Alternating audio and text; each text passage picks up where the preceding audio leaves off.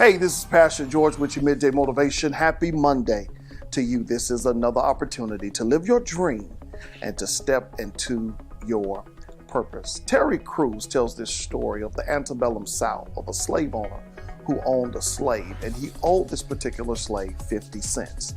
The mother of the little child sent the little girl in there to gather the 50 cents, and when she walked into the slave owner and said, "Hey, Mr. Slave Owner, you owe my mother 50 cents. The slave owner looked at the little girl and said, "Get out of here."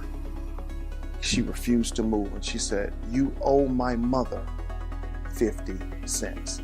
The slave owner turned around this time and shoved the little girl. She fell down, hit her head, and her nose began to bleed. She got up, wiped the blood from her nose, looked at the slave owner and said, "You owe my mother 50 cents. At this time, the slave owner was so upset, he grabbed a pole.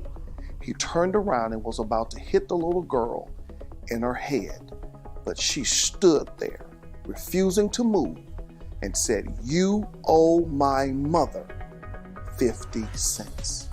For some reason, the slave owner got scared. He dropped the pole, reached in his pocket, and gave the little girl 50 cents.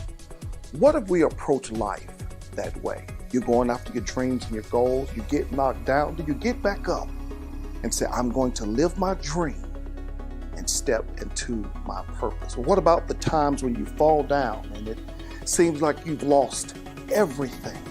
People have walked away from you. Those that you trusted and said they'll never leave you, they've walked away.